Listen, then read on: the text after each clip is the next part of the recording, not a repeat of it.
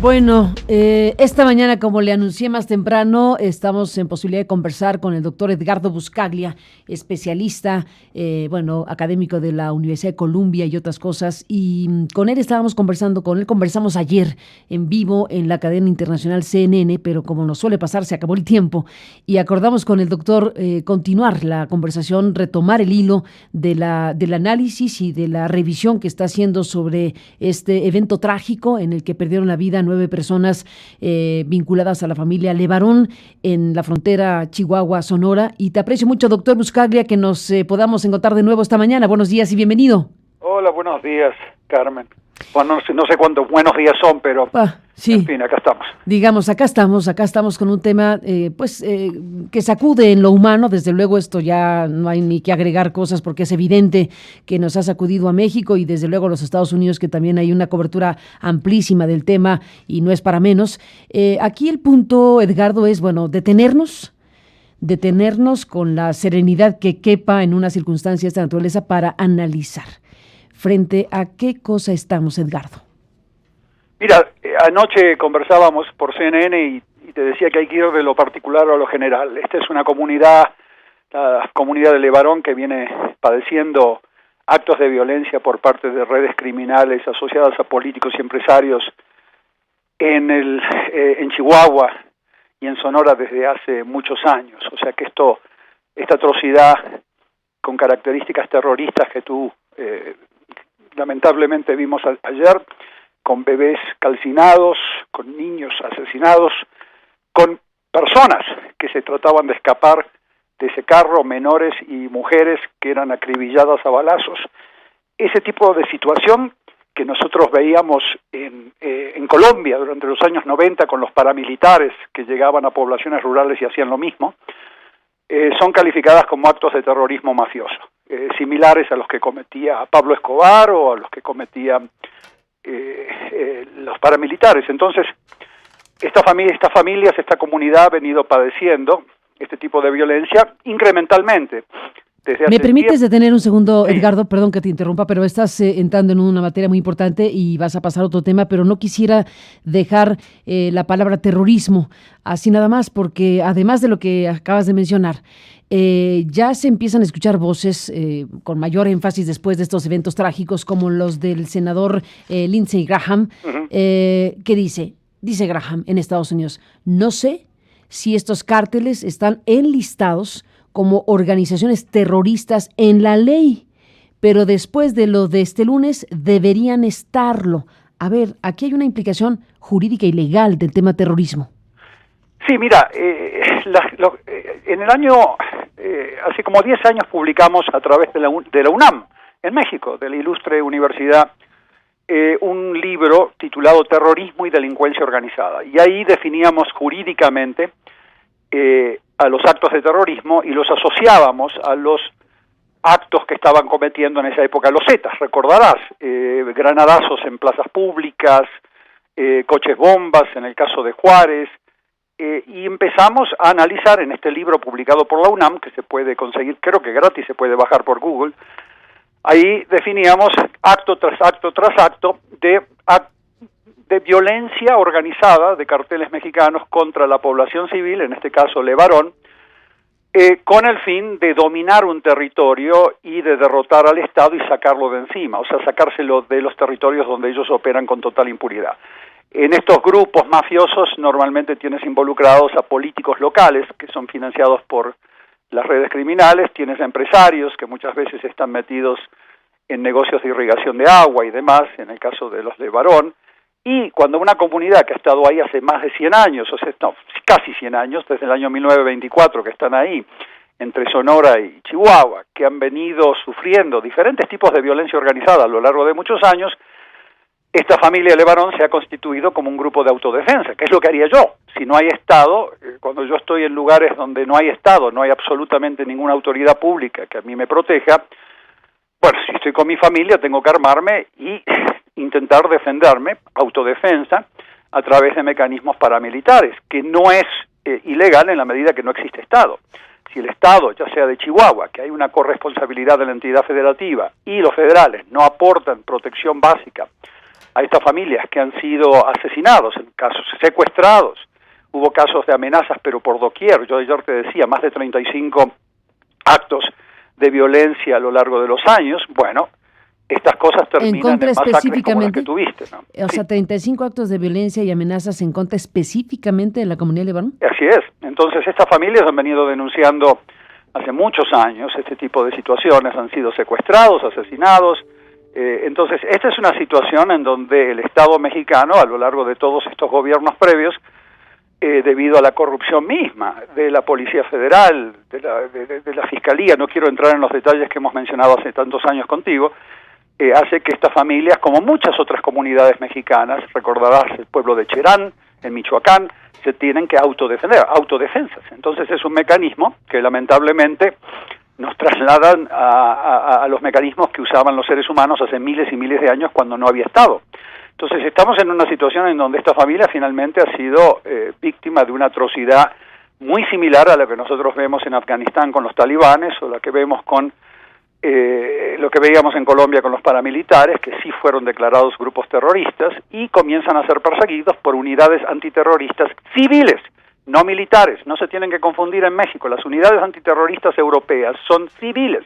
La canadiense, la norteamericana, son agentes del FBI, no son militares, no es una militarización. No hay que confundir las invasiones a Afganistán y a Irak con las unidades antiterroristas.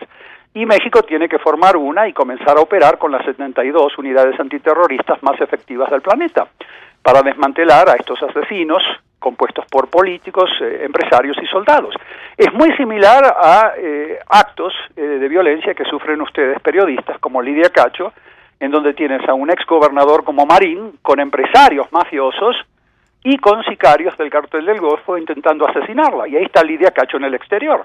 Entonces, este tipo de violencia mafiosa, que se manifiesta en diferentes órdenes de la vida social mexicana, es algo que hay que terminar. Y la única manera de terminarlo es generar mecanismos de unidades antiterroristas que tienen miles de veces más recursos humanos y financieros y tecnológicos, satelitales, cibernéticos, para desmantelar a estos asesinos que operan en 81 países del mundo, en el caso del Cartel de Sinaloa, y enviarlos no solo a la cárcel, sino desmantelarle sus miles de millones de dólares y repararle el daño a través de la reasignación social de estos decomisos a las víctimas de la delincuencia organizada, como ha sido la familia Levarón en el caso ayer.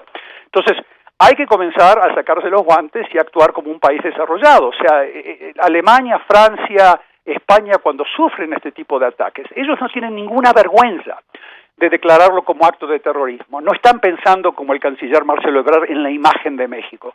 Primero está la sangre de México, primero está la vida de los mexicanos y después está el tema imagen. Actos de terrorismo se cometen en muchos países desarrollados y no desarrollados. Hay que comenzar a tomarse esto en serio. La delincuencia organizada mexicana, desde este libro que publicamos hace 10 años con la UNAM, es una delincuencia organizada que comete actos de terrorismo, o sea, ataques a la población civil con el fin de forzar al Estado a hacer algo, o sea, o a entregar ovidio, o a irse de un territorio. Entonces hay que comenzar a tomar esto en serio. Entonces estoy muy de acuerdo en este caso, no estoy de acuerdo con nada de lo que dice Lindsey Graham los últimos años, pero en este caso estoy de acuerdo. Me alegra que el Congreso norteamericano se esté despertando y lamentablemente se despierta cuando hay ciudadanos norteamericanos víctimas de actos de terrorismo, mientras hubo miles y miles de ciudadanos mexicanos de diferentes orígenes que han sido víctimas de actos de terrorismo por muchos años. Y le debería dar vergüenza al gobierno federal de Calderón, de Peña Nieto, y esperemos que no el de López Obrador, a no tomarse estos temas en serio y a comenzar a perseguir a estos grupos criminales internacionalmente de manera coordinada en el marco de las convenciones de las Naciones Unidas que abordan estos actos de terrorismo a través de mecanismos civiles, no militares, para que no comiencen a caricaturizar los mafiosos a través de su propaganda mediática de que estamos proponiendo militarización. Todo lo contrario. Yo he sido uno de los primeros que contigo he estado condenando la militarización de Estados Unidos y de México, ¿no? En el caso de la delincuencia organizada, que ha conducido a cientos de miles de muertes y a fosas comunes. Las unidades antiterroristas son mecanismos democráticos en donde se canalizan a esta gente, a estos asesinos, a través del sistema de justicia, pero se le pone una lupa de inteligencia de todo tipo cibernética, inteligencia operativa de campo, inteligencia, infiltraciones mucho más grande que las unidades antimafia de todos los países del mundo. Entonces tenemos que comenzar a tomarnos esto en serio y comenzar a mandarles un mensaje de que estos tipos de actos tienen costos y que estos costos se van a pagar a corto plazo, que la delincuencia organizada mexicana va a ser desmantelada como los paramilitares o como algunos grupos criminales que cometían actos de terrorismo en Europa en la década del 80. Hay muchos precedentes para esto, Carmen, esto no es algo novedoso que estamos inventando aquí en México, o sea, estas cosas se tienen que tomar así, porque se están cometiendo crímenes de lesa humanidad en México. Doctor Edgardo Buscaglia, permíteme hacer un alto y una pausa y volvemos para retomar precisamente el hilo de lo que estás planteando aquí esta mañana. Regresamos esta mañana con el doctor Edgardo Buscaglia. Edgardo, bueno, pues déjame plantearte este otro ángulo de análisis obligadísimo en este momento que tiene que ver con, primero, la postura de Donald Trump ayer en su cuenta de Twitter, como lo comentamos ayer por la noche en CNN y lo retomamos ahora, este planteamiento que le hace al gobierno mexicano de basta que me llame el presidente y lo ayudamos en la guerra contra los cárteles y los vamos a arrasar, en pocas palabras, esto que ya tuvo respuesta del propio López Obrador, como sabemos. Por un lado, Donald Trump. Por otro lado, cosas como el editorial de hoy de Wall Street Journal, que comentábamos con Marcos Martínez Chacón hace rato, el editorial de Wall Street Journal, en donde al final de su postura del consejo editorial del periódico plantea que la acción militar a raíz de lo ocurrido en México, la acción militar no se puede descartar. Se entiende que la acción militar proveniente de los Estados Unidos. Y le agrego, para cerrar el paquete, lo que dice el senador Cotton en la entrevista que le dio a Fox News, ¿dónde más? En donde Cotton dice, bueno, critica al gobierno de López Obrador, dice que la postura de más abrazos y no balazos es algo de cuento de hadas y que si México no puede, en pocas palabras, entonces si no puede contrarrestar las balas, entonces tiene que haber una postura de los Estados Unidos. Dice, y déjame leer la transcripción, tal vez eso funcione en un cuento de hadas, criticando al presidente mexicano, pero en el mundo real, cuando 3 mujeres estadounidenses y 6 niños estadounidenses fueron baleados y quemados vivos, dice el senador, lo único que puede contrarrestar las balas son más balas y más grandes. Le faltó decir y más caras, en todo caso, porque también estamos hablando aquí del empuje que están dando los ultraconservadores para el tema del armamentismo para combatir al crimen organizado. Y dice Cotton, cierro, Edgardo, si el gobierno mexicano no puede proteger a los ciudadanos estadounidenses en México, en Estados Unidos, tal vez tengamos que tomar las cosas en nuestras manos. Así que tienes a Trump, tienes el artículo, la posición editorial de Wall Street Journal, tienes a senadores que están empujando al tema, pues, militar, Edgardo, bélico.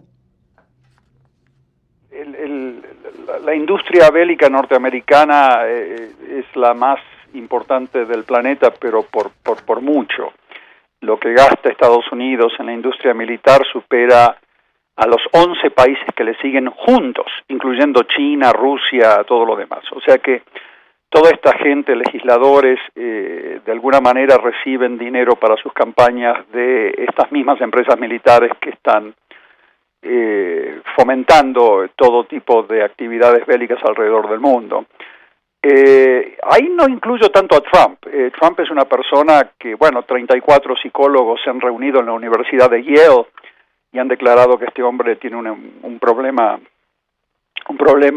médico, mental, o sea, tiene una enfermedad psiquiátrica y por lo tanto estos psiquiatras que se reunieron en la Universidad de Yale hace pocos meses emitieron un reporte inclusive señalando que el presidente Trump tiene una enfermedad mental que hace que pone en peligro el futuro de Estados Unidos y de otros países. Por lo tanto, yo no voy a comentar los exabruptos, los espasmos por tuit de un desquiciado como el presidente Trump, y yo no estoy basando de ninguna manera, yo no soy psiquiatra ni médico, estoy basando mi comentario en un reporte de psiquiatras de una de las universidades más prestigiosas de Estados Unidos, que se reunieron hace unos meses. Así que lo que ha dicho Trump no tiene ningún sentido y no le daría más tiempo.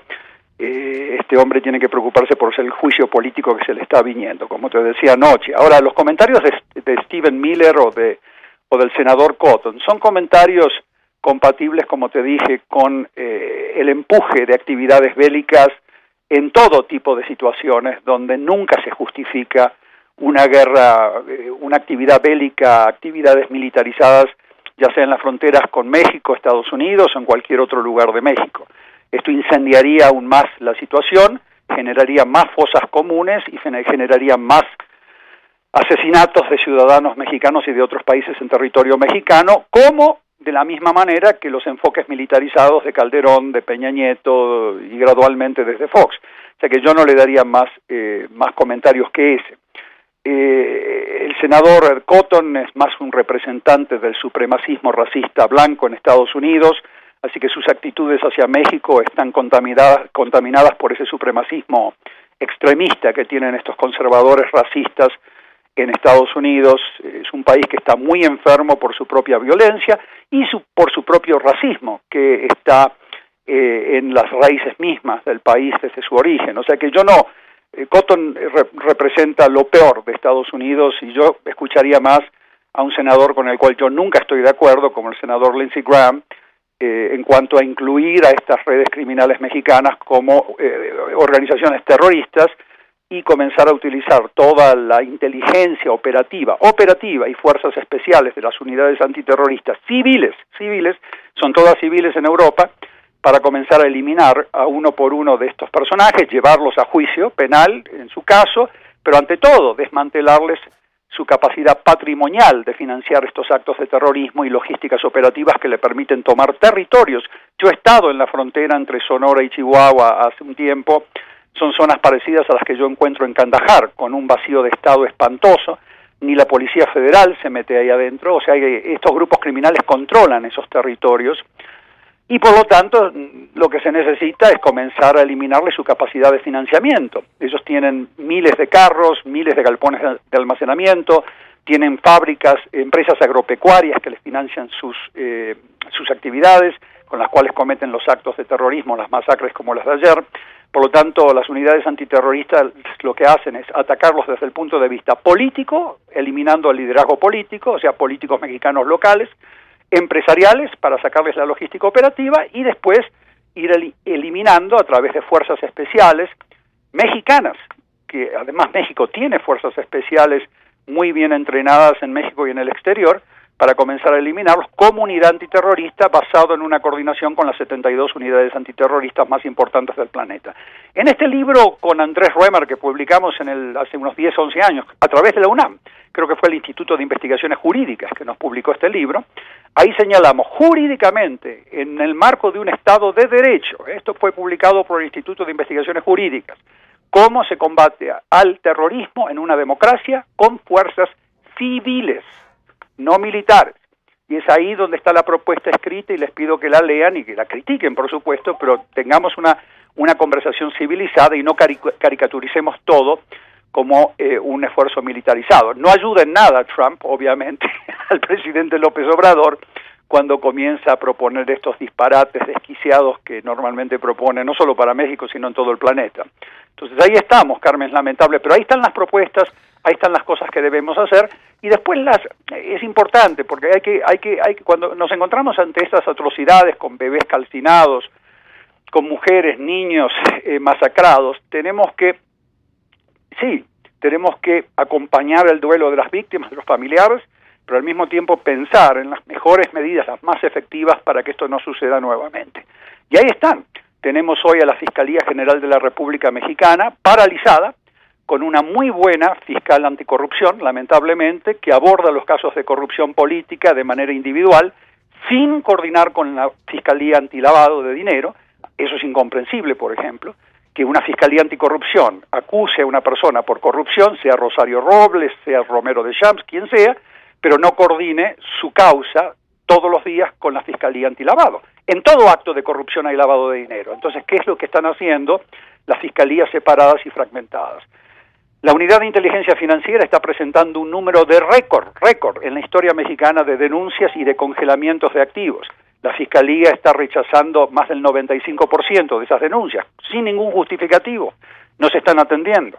Entonces, Hertz Manero tiene que ponerse las pilas y comenzar a judicializar, invitar a la UIF al proceso de coadyuvancia coadyuvancia judicial, junto con SAT, con aduanas, con las unidades de investigación patrimonial de Chihuahua, donde ahí el gobernador Corral tiene que aportar a su unidad de investigación patrimonial autónoma para que trabaje con la UIF y se dejen de hacer shows, y comenzar a desmantelar a estos asesinos uno por uno, político por político, empresario por empresario. Si hay pantallas de sociedad civil, que las había cuando yo estaba ahí, hay que meterlas también en la bolsa, y los sicarios asesinos todos juntos de la misma manera que lo están haciendo todos los países y democracias del mundo. 72 unidades antiterroristas trabajan así, Carmen, trabajan de manera civilizada, judicializando estos casos, y tú esto lo has visto en Francia, tú te acuerdas, lo has visto en España, lo has visto en Alemania. Hay que quitarse esta careta, o sea, los políticos mexicanos tienen que dejar de pensar como el partido único de Estado, sean del partido que sea. Acá no hay un problema de imagen, todos los países del mundo tipifican actos de terrorismo, no hay vergüenza sobre la imagen de México, la imagen de Alemania.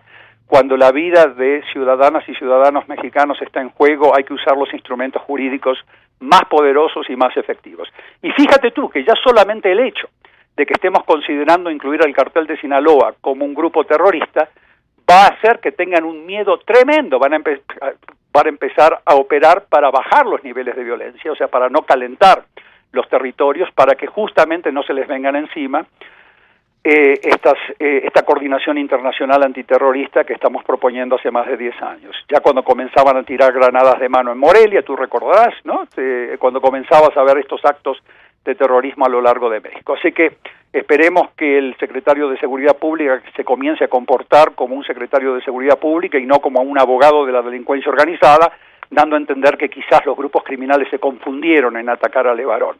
El secretario de Seguridad Pública tiene que ayudar a la Fiscalía a incorporar a todas las unidades de inteligencia, a SAT, a aduanas y a la unidad de investigación patrimonial del gobernador Corral, para comenzar a desarmar a estos mafiosos políticos, empresarios y sicarios que están asesinando a mexicanas y a mexicanos hace tanto tiempo. Y así vamos a comenzar a ver el principio del fin, Carmen. Esa es la única manera de hacerlo. Y hay una gran experiencia internacional que nosotros la documentamos en este libro que escribimos con Roemer hace tantos años. Edgardo Buscaglia, bueno, aquí has tocado uno de los grandes puntos, por supuesto. Lo que ha planteado el secretario Durazo en la conferencia de ayer es que esto pudo ser una confusión por todo lo que estás diciendo. Queda claro que en tu análisis de las cosas y con la información de la que dispones, para ti fue un acto deliberado en contra de la familia Levarón. No es para mí, yo no especulo, yo actúo con datos. Yo estoy basándome en el testimonio de un miembro de la familia Levarón y en el testimonio de una de las heridas, de una de las víctimas heridas, que señalan que cuando se bajaron del carro mujeres y levantaron las manos, se las acribillaron a balazos. Acá no hay ninguna confusión, la única confusión está en la cabeza de Alfonso Durazo. O sea, esa es la única confusión que existe. Él tiene que comenzar a comportarse como el secretario de Seguridad Ciudadana de un país desarrollado y no como el secretario de Seguridad Ciudadana de un país dominado por la delincuencia organizada. No hay ninguna confusión. Acá fue un acto dirigido a estas familias, a esta comunidad, un acto que cometían los paramilitares en Colombia, que comete Al-Qaeda, que cometía Estado Islámico en diferentes países. Acá no importa cuál sea la motivación, si sea religiosa, económica o política, estos son actos de ataques masivos contra la población civil. Lo vimos en el Culiacanazo, ¿te acordás, Carmen, el 17 de octubre? En donde usaban a la población civil como escudo para hacer liberar a uno de sus capitos, de patrones. Y ahí también tenemos que aplicarles la mano de la ley y los instrumentos jurídicos más poderosos. Que por favor los expertos jurídicos del gobierno mexicano se pongan a leer esta obra, que no es una obra tan larga, además la pueden leer en pocos días, y que comiencen a actuar con los mismos instrumentos jurídicos que aplican las democracias más desarrolladas del planeta, como Alemania, como España, que están intentando desmantelar a estas redes criminales para que no cometan atrocidades como las que lamentablemente vimos ayer. Edgardo Buscaglia, sobre este punto, al final de cuentas, desde luego se requiere la colaboración internacional. Este es un tema que trasciende fronteras, no a la manera de lo que está planteando Donald Trump, claramente. Por Dios, no por ahí, no a la manera de Donald, pero sí, claramente aquí no podemos imaginar la existencia de una unidad antimafia o una unidad antiterrorismo que no tenga conexión directa con otras unidades antiterrorismo en el mundo. Tú lo acabas de mencionar antes del corte. No existe tal cosa en México.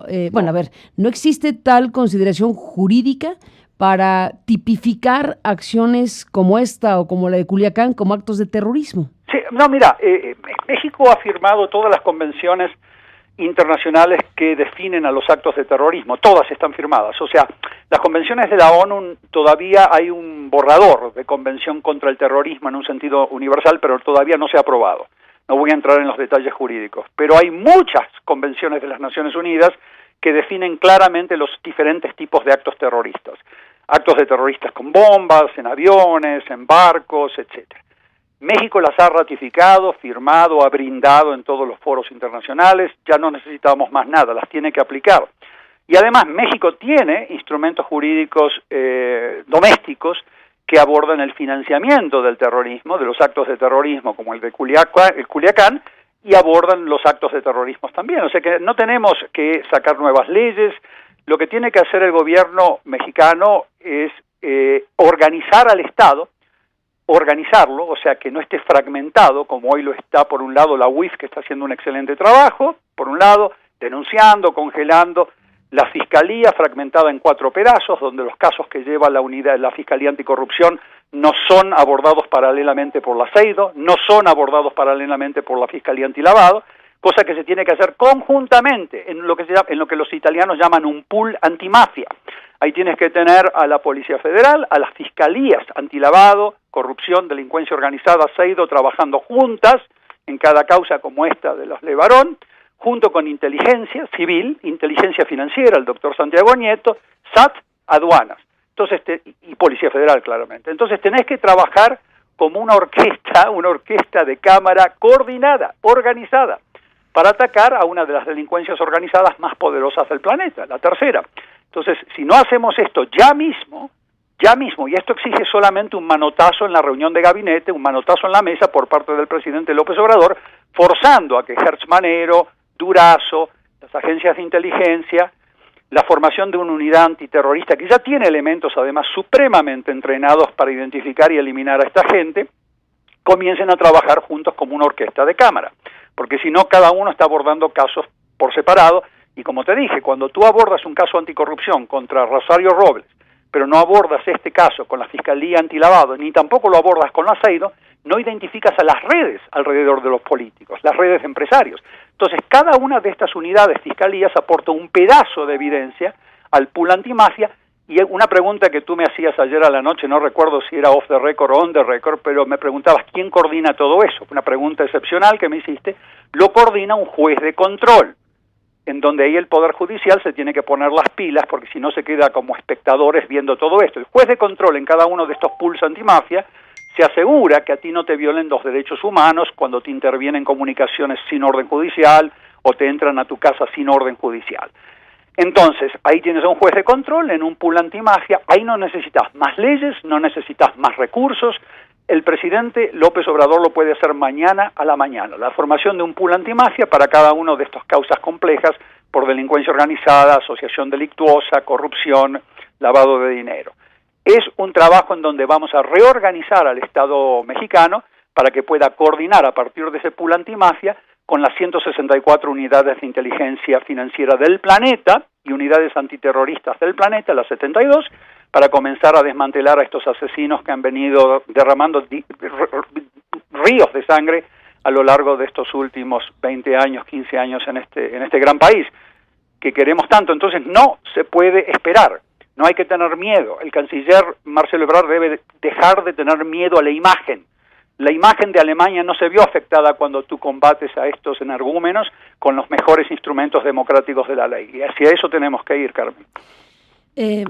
Estamos además, como dijiste en algún momento de la charla, con una situación que tiene precedentes. O sea, este tema de cómo se combate al crimen organizado, hay muchos precedentes. De los muchos que hay a nivel internacional, ¿cuál le queda mejor para compararse con México? ¿Qué experiencia internacional de las que tú conoces podría empatar mejor para que México se asome a conocer precisamente este tipo de mecanismos? Mira, la tradición sociojurídica alemana tiene mucho que ver con el derecho penal mexicano. Sin entrar en detalles tan jurídicos, hay una experiencia, el derecho penal mexicano tiene raíces que se encuentran muchas veces ubicadas en países como Alemania, en donde las unidades antiterroristas alemanas y además civiles todas, y además la jurisprudencia alemana da pie a que tú puedas aplicar estos instrumentos que menciono en este libro de la UNAM que publicamos hace tiempo. Entonces, esa es una. España tiene también una muy buena experiencia que nosotros documentamos ahí en este libro y en otros, en donde poder recoger, no solamente, nunca hay que hacer un copy-paste, o sea, una copia de las leyes, ni una copia de las pools antimafia. Cada país tiene que, en este caso, mexicanizar sus propios mecanismos, pero todas las propuestas que hemos dado para México están enmarcadas en los requisitos jurídicos mexicanos, no alemanes ni españoles.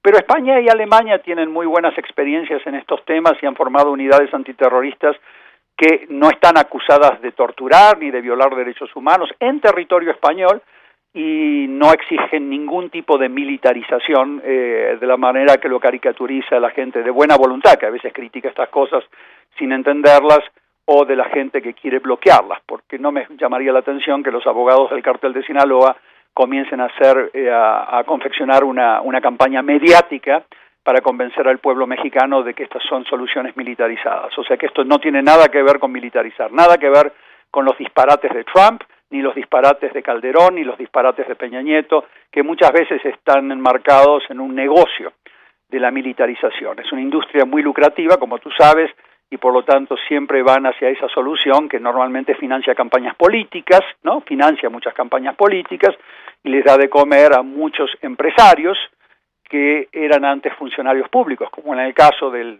la periodista Lidia Cacho, que tú conoces muy bien, donde una de las personas acusadas por tortura, secuestro, etcétera, el que estaba a cargo de la policía judicial, después fundó 3 empresas de seguridad que están metidos en el negocio de armas y en todos estos negocios. O sea que siempre el negocio de la militarización es lo primero que se le ocurre a estos corruptos y mafiosos, y hay que tratar de sacar a México de ese marco. Y a mí me preocupa mucho todavía que sigan existiendo. Ayer me entrevistó el periódico The Guardian hace unos días y yo veo que al final del artículo, después de mis comentarios, veo ahí a un analista nuevamente mexicano que trabajaba con el gobierno de Calderón y de Peña Nieto y que creo que está vinculado a las Fuerzas Armadas mexicanas como asesor y estaba vinculado a García Luna cuando estaba a cargo de la Secretaría de Seguridad Pública, que estaba todavía comentando que hay que militarizar, o sea que el ejército necesita más apoyo, que el ejército tiene que tener más apoyo y más presencia en las calles. No, ya se terminó.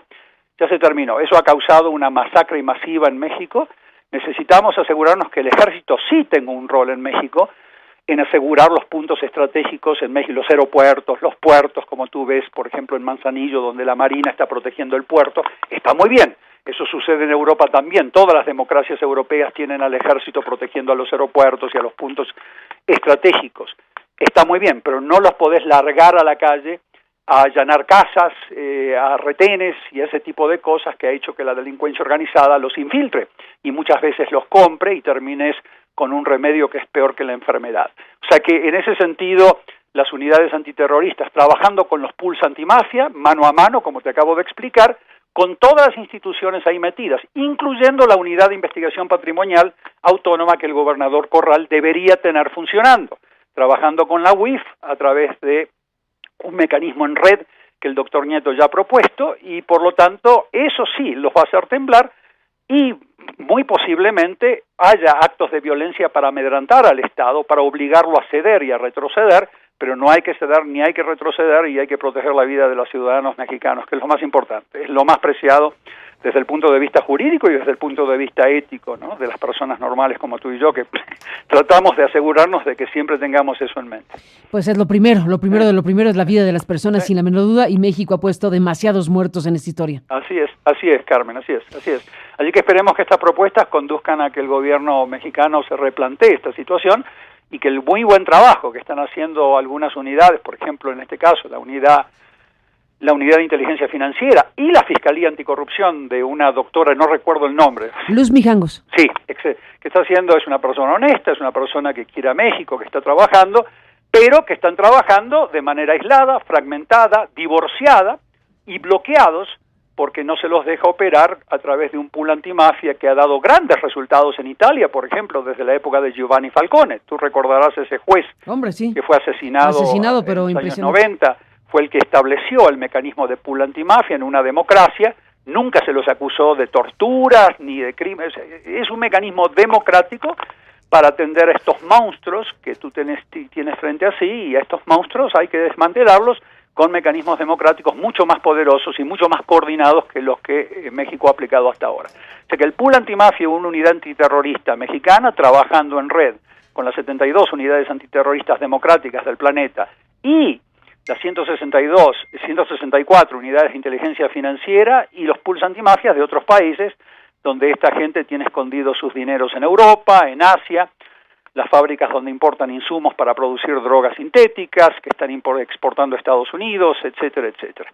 Y por supuesto hay que abordar, como siempre yo digo, el tema de flujos de armas de Estados Unidos hacia México.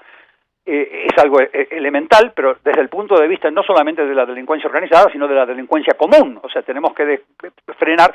Los norteamericanos se están masacrando entre ellos, como tú sabes muy bien. Las masacres en Estados Unidos ya se han vuelto cosa común de todos los días, pero también están exportando estas masacres a través de la delincuencia común y organizada. Pero el flujo de armas de Estados Unidos no es el factor causal que te explica a ti por qué tú tienes a Marios Marins, a Duartes, por qué tú tienes a empresarios coludidos con políticos traficando a niños para la pornografía infantil. Eso no lo explica. No podés explicar todo este horror de corrupción política mafiosa que tuviste ayer solamente a través de las armas. O sea, el caso, por ejemplo, de Lidia Cacho con Mario Marín y los dos empresarios que están siendo prófugos, en donde tú tienes un típico esquema mafioso, como en el caso de Levarón, tú tienes políticos, empresarios y sicarios del cartel del Golfo intentando asesinar a Lidia Cacho. Eso no se explica por las armas gringas. O sea, hay un problema de corrupción, de mafiocracia mexicana que hay que limpiar desde adentro, y es ahí donde el pool antimafia debe actuar urgentemente. Las armas de alto calibre, antitanques, no entran de Estados Unidos, o sea, entran de Asia, entran de muchas veces Centroamérica, o sea que hay que dejar de caricaturizar a este problema con soluciones simplistas, ¿no? Como las que proponen los Foxes a través de sus consultorcitos, ¿no? De que si se legaliza la droga todo se resuelve, o si se termina el flujo de armas de Estados Unidos, otro sería el cantar, ¿no? Te dicen los consultorcitos, ¿no? Que están trabajando con ellos. Entonces, no, hay que atender este tema de manera responsable, con las mejores experiencias internacionales sobre la mesa, que nos guían muy bien sobre lo que México podría hacer para evitar muchos más casos, como se les va a venir encima a México, como el de Levarón, si no se comienzan a hacer estas cosas. Doctor Edgardo Buscaglia, pues sigamos hablando, si me lo permites. Te aprecio mucho que nos hayas tomado esta mañana esta llamada telefónica para hablar de este tema que desde luego tiene un enorme alcance, y habremos de seguir hablando, si me lo permites. Gracias por estar aquí este día. Gracias por tenerme ahí, igualmente, gracias. Igualmente al doctor Buscaglia esta mañana, académico de la Universidad de Columbia y bueno, pues experto en esta materia.